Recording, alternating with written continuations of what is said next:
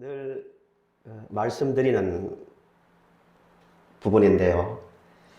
한 사람이 확신 있는 믿음 있잖아요. 그게 중요하잖아요. 많은 신앙생활 하는데 여러 가지 말을 하지만 가장 중요한 것은 자기 믿음 확신. 내가 믿음 있는 게 중요한 거예요. 근데 확신 있는 믿음을 가지려면 반드시 전제가 있는데 그게 뭐냐면은 이해가 돼야 돼, 이해가. 지적 동의죠. 나도 그렇게 생각한다. 나도 그렇게 믿는다. 되려면 지적인 동의가 돼야 돼요.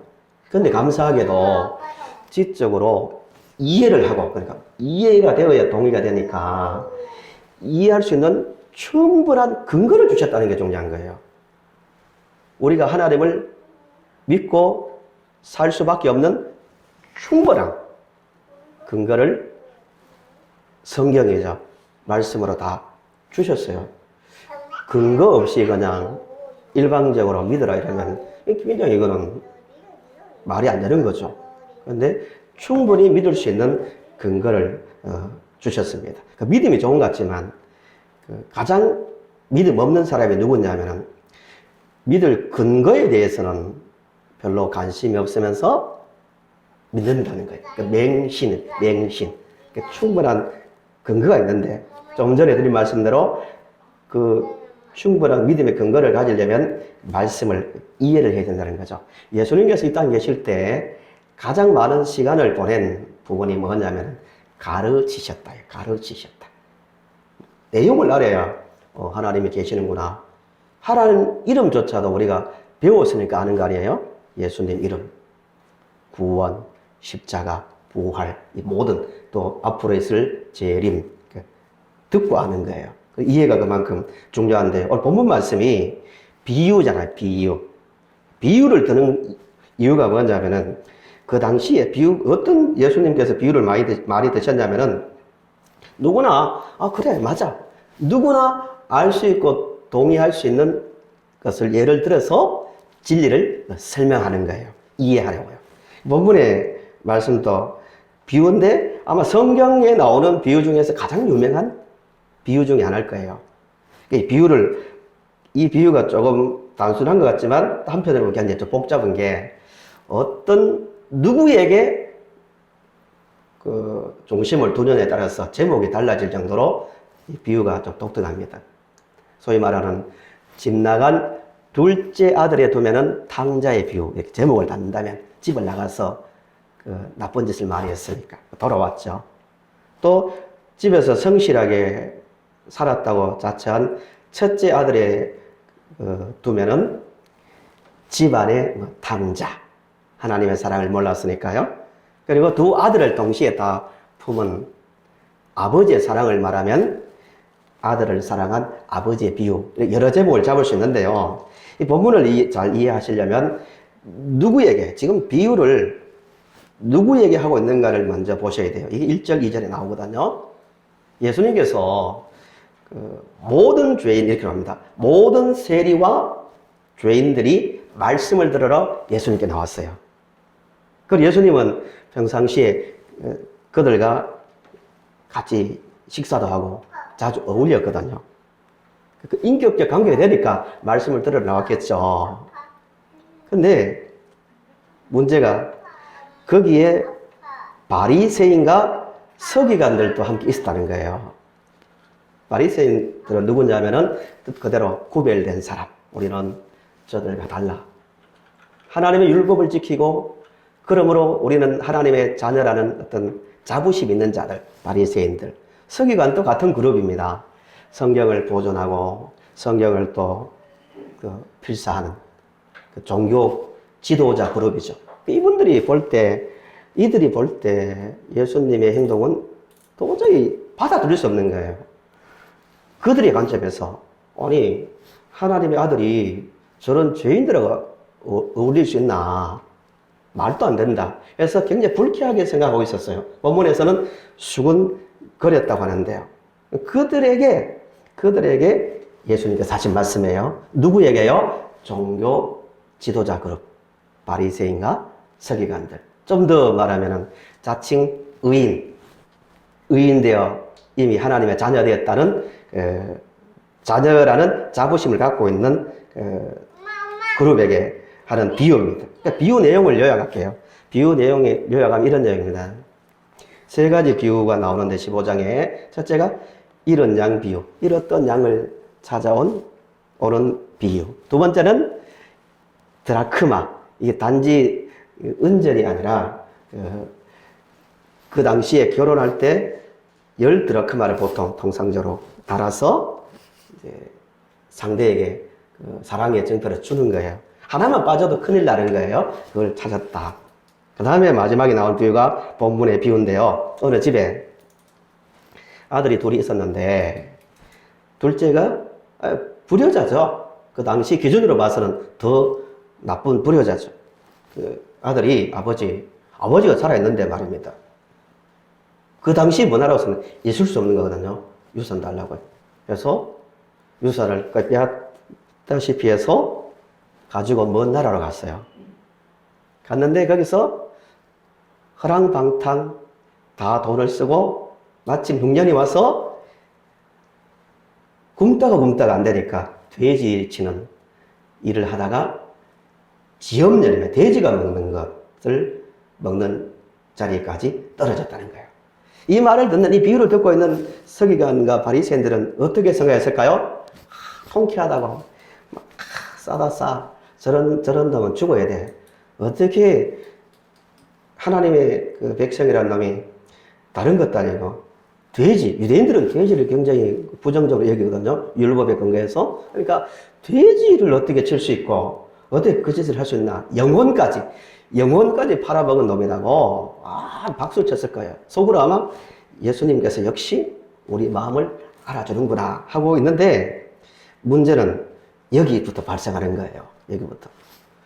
어떻게 되나 보고 있는데 둘째 아들이 극한 상황에서 집으로 돌아오는 거예요. 맞아 죽어도 집에 와야겠다 하고 돌아오는데 충격적인 장면이 이제 벌어집니다. 아버지가 아들이 멀리서 오는데 남들은 잘 알아보지 못했겠죠. 아버지가 가장 먼저 달려가서 아들을 품에 안고 입을 맞추고 그 다음에 제일 좋은 옷을 입히고 손에 가락지를 끼고 발에 신을 신기고 살찐 송아지를 잡아다가 잔치를 했다고 합니다. 예수님께서. 여기서 나오는 옷, 신발, 가락지는 단지 입는 옷 정도가 아니라 아버지의 마음이 들어있는 거예요. 그 당시에 그 율법의 기준으로는 마을 사람들이 달려나와서 돌로 쳐서 죽여도 할 말이 없는 정도의 무시무시한 그 불효자죠. 아버지 그것을 알고 아무도 돌을 던지지 못하도록 먼저 와서 품에 안고 입을 맞추고 사람들에게 아무도 내가 둘째 아들을 나의 아들로 인정한다고 여전히 나의 아들이라고 선포하는 선언하는 게 옷입니다. 옷을 보고 아들로 인정받고 있네. 또 가락지는 여러 계약을 하는데 법적 효력도 있었습니다. 가락지로 어떤 문서도 찍는 아들이라고 나의 아들의 그 신분을 내가 준다고. 신발도 마찬가지입니다. 신발을 보면서 저 사람은 저분의 아들이라고. 아버지가 아무도 건드리지 못하도록 하는 행동이었습니다. 그러니까 문제가 이겁니다. 예수님께서 이 비유를 한 목적인데요. 이 말을 듣고 당연히 서기관과 바리새인들은 불쾌했겠죠. 근데 첫째 아들이 일어난 이 일을 다 듣고 분노합니다. 그때도 열심히 평상시처럼 집에서 열심히 일을 하고 돌아오는데 집에서 벌써 소리가 나니까 잔치가 벌어지고 있거든요. 확인해 보니까 살찐 송아지를 잡아다가 동생에게 아버지가 옷도 입히고 가락지도 끼워주고 신발도 신겨주고 하는 거예요. 분노하는 거예요. 아마 서기관들, 예수님의 지금 비유를 듣고 있는 서기관과 바리새인과 똑같은 마음일 거예요. 분노하는 거예요. 이게 뭐냐고. 그래서 집에도 들어가지 않습니다. 오히려 종들이 그 첫째 아들이 종들에게 물으니까 하는 30절 보세요. 30절. 27절을 보세요. 종들이 이런 말 합니다. 호칭이 중요한데요. 당신의 동생, 당신의 아버지랍니다. 아버지가 벌써 그런 행동을 했으니까. 당신이 불효자라고 말하지 않고 당신의 동생이라고 관계를 지금 인정하고 있습니다. 근데 첫째 아들은 30절을 보시면 내 동생 이렇게 하지 않습니다. 이 아들이 합니다. 아버지께 얼마나 불만이 많은지 동생으로 인정할 수 없다고. 저게 무슨 동생이냐고. 이 아들이라고 거부하고요. 결정적으로 첫째 아들의 문제가 29절에 나옵니다. 29절을 한번 주목해 보십시오. 맏아들의 불만이 그거예요. 아버지는 자기에게 뭐도 안 잡아줬다고요? 염소 새끼 한 마리도 잡아주지 않았다고. 그리고 더 문제는 즐거워한 적이 한 번도 없다고. 난 이 집에 살면서 염소 한 마리 나는 잡는 대우 못 받았고 한 번도 즐거워한 적이 없다고. 이런 말을 합니다. 첫째 아들이 문제가 뭘까요? 이게 비유의 이제 핵심입니다. 첫째 아들이 가진 문제가 뭘까요? 첫째 아들은 우리의 신분을 죄의 종되고 죽음의 종된 아버지의 모든 인생은 하나님과 관계가 깨어졌잖아요. 그것을 회복하러 오신 대신 돌에 맞아 십자가에 달려 죽으심으로 우리를 구원하러 오신 예수님의 사랑을 알지 못하고 있는 거예요. 그 사랑 모르니까 하나님께서 자기들에게 베풀어 준 게 아무것도 없다고 말하고 있는 거예요. 받은 게 없다는 거예요. 31절에도 아버지의 대답이 그거예요. 예. 그러니까 아주 애정이 담긴 그 표현입니다. 너는 나와 항상 함께 있으니 내 것이 다 내 것이로되 라고 말하고 있습니다. 아들은 하나님의 자녀가 되었던 은혜로 예수님께서 그렇게 십자가의 은혜를 말하고 있음에도 자신들은 이미 죄와 상관이 없다고 생각하니까요. 지금 세상에도 그런 분 많잖아요. 굉장히 인격적이고 참 본받을 만한 분인데도 딱 하나 걸리는 게 뭐냐면은 모든 사람은 죄인입니다. 하나님을 떠난 인생의 존재가 쥐염 열매를 먹어야 될 만큼 비참한 상태에 있습니다면 조금 불쾌합니다. 겉으로는 노골적으로 표시 안 하지만 아니 왜 그러냐고. 나도 나 인생을 살고 있고 나름대로 지킬 거 지키고 살고 있는데 왜 그러냐고. 이게 서기관과 바리새인들이거든요. 그 은혜를 모르니까 십자가 다른 것은 다 받아들이는데 십자가를 통해서만 아버지와 관계가 회복된다는 이 말을 받아들일 수 없는 거예요. 이게 첫째 아들의 문제입니다. 십자가의 은혜가 없으니까 당연히 받은 게 없다고 지금 말하고 있는 겁니다. 우리 자신을 한번 돌아봐야 됩니다. 이 비유를 들으면서 아니 목사님 우리는 그렇지 않습니다. 우리는 하나님도 알고 있고 은혜도 알고 있는데요 라고 말할 수 있을 거예요. 교회 다니니까. 그러나 실제 삶 가운데서 이런 마음을 가질 수도 있다는 거예요. 저를 포함해서 살다 보면 하나님 십자가는 좋은데 오늘 당장 필요한 송아지를 주셔야죠. 송아지를 주셔야 뭐 옛날에 뭐 십자가 이야기도 나에게 좀 힘있게 다가오고 그래도 내가 그래도 하나님의 자녀가 맞구나 도와주시네 이런 불평을 하고 있지는 않습니까? 충분히 그럴 수 있거든요. 시간 속에서 지난주에도 신앙생활에서 가장 확실하게 검증받는 게 시간을 했잖아요. 계속 반복되는 시간 속에서 교리적으로 이해해요. 맞아. 부정 안 해.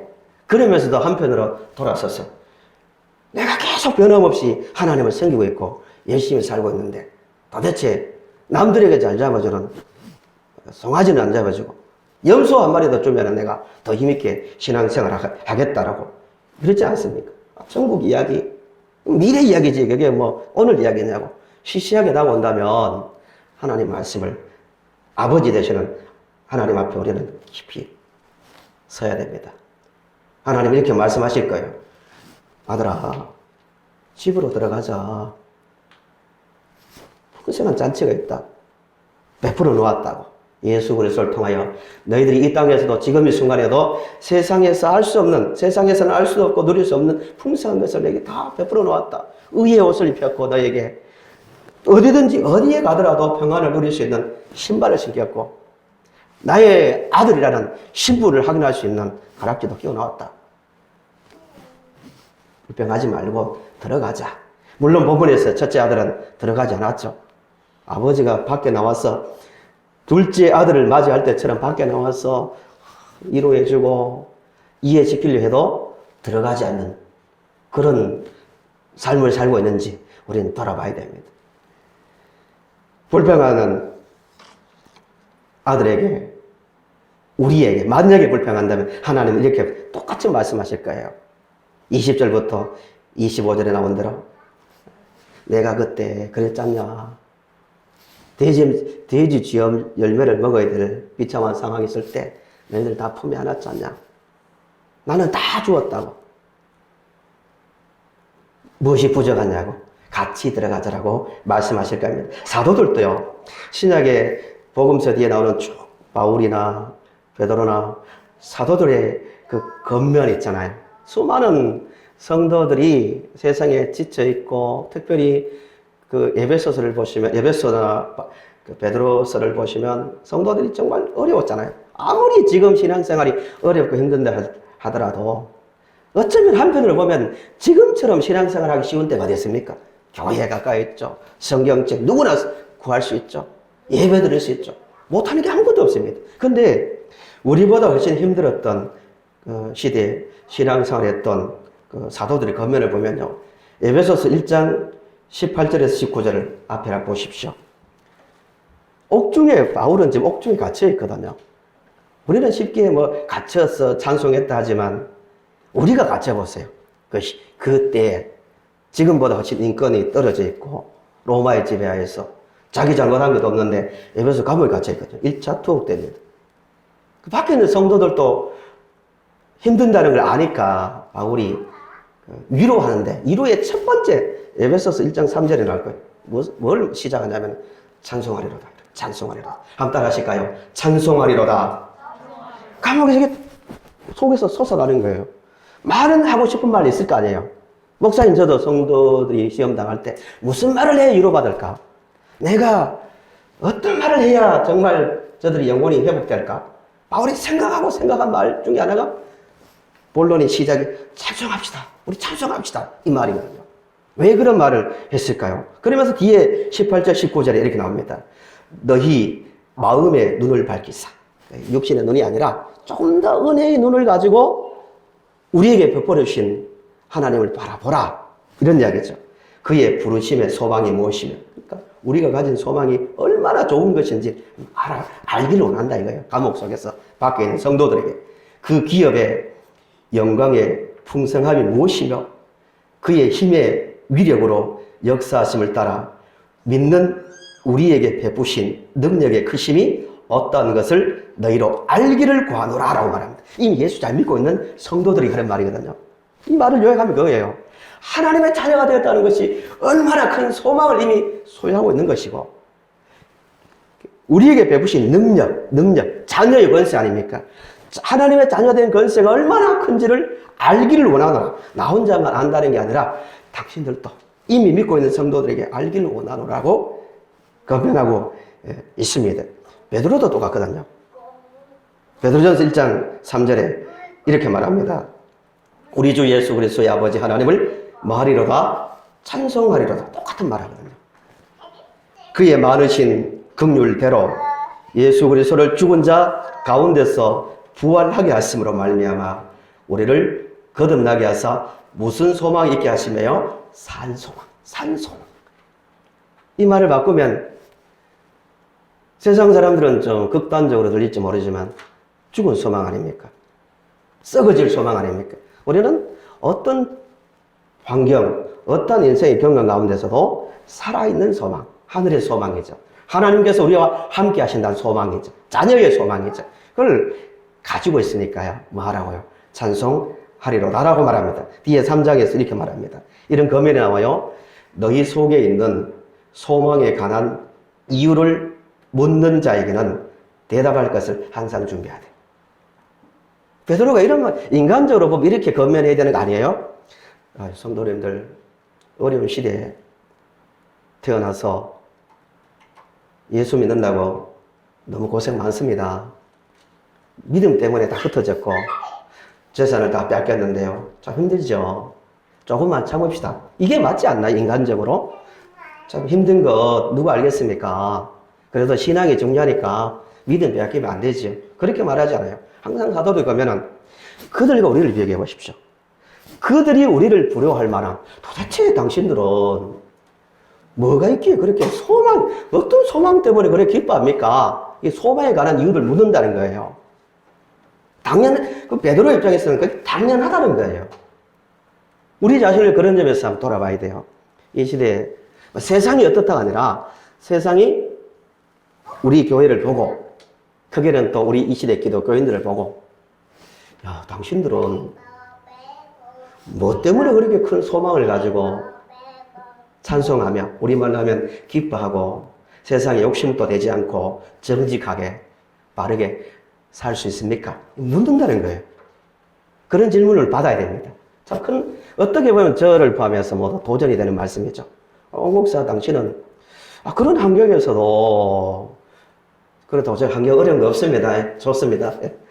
어떻게 그렇게 우리가 웃지 못할 때 웃을 수 있고 사랑하지 못할 때 사랑의 말을 할 수 있고 또 절망하는 사람들 앞에서도 그러니까 소망을 줄 수 있냐고 기쁨을 말할 수 있냐고 이 질문을 받을 수 있어야 이게 정말 하나님의 아버지의 사랑을 제대로 알고 누리고 있는 증거입니다.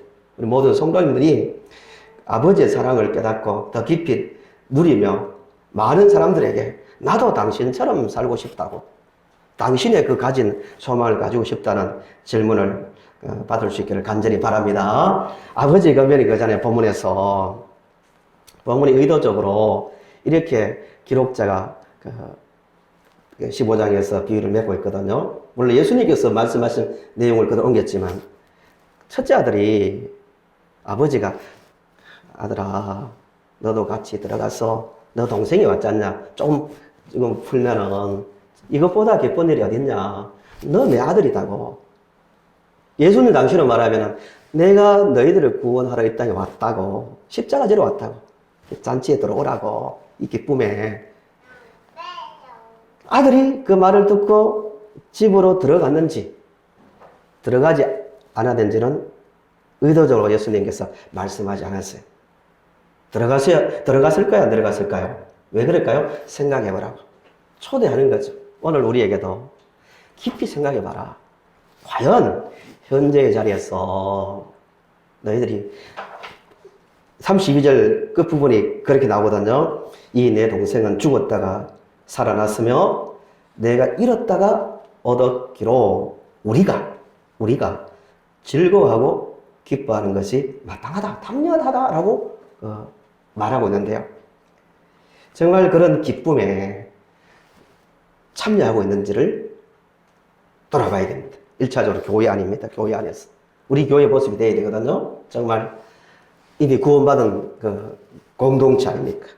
그래서 우리가 자녀된 기쁨을 가지고 저도 자녀가 됐고 나도 자녀가 됐고 충분한 본문에서 하는 말이 그거예요. 생각해보라고. 들어가야 될지 잔치에 들어가서 누려야 될지 말아야 될지를 스스로 판단하라고 결론을 맺지 않고 있는 거예요. 예수님 말씀은 당연히 그거죠. 충분한 조건을 갖고 있다고. 우리는 충분히 기뻐하고 즐거워하고 함께 얼굴을 보면서 기도해주고 또 사랑을 나눌 수 있는 충분한 조건을 다 가지고 있다는 의미가 여기에 담겨 있습니다. 그래서 기뻐하는 것이 마땅하다라고 말합니다. 말씀의 결론입니다. 성도 여러분, 우리는 당연히 정말 영광스러운 자녀된 의의 옷을 입었잖아요. 세상과 다른 거예요. 의의 옷을 입었죠.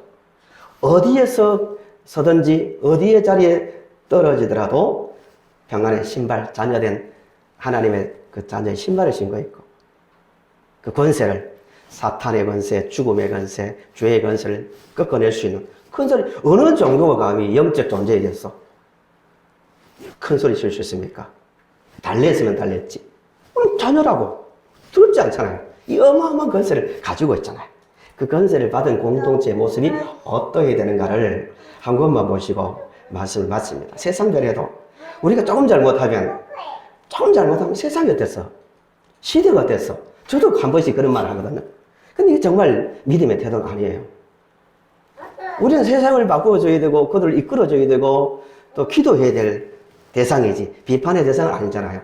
어둠에서 있는 영적 동생을 맞아들이고 세워야 되는데 이 공동체가 정말 하나님의 사랑을 받은 공동체의 잔치가 어떠한 모습으로 나타나야 되는가? 세상 변해도 우리는 이건 변하지 말아야 돼요.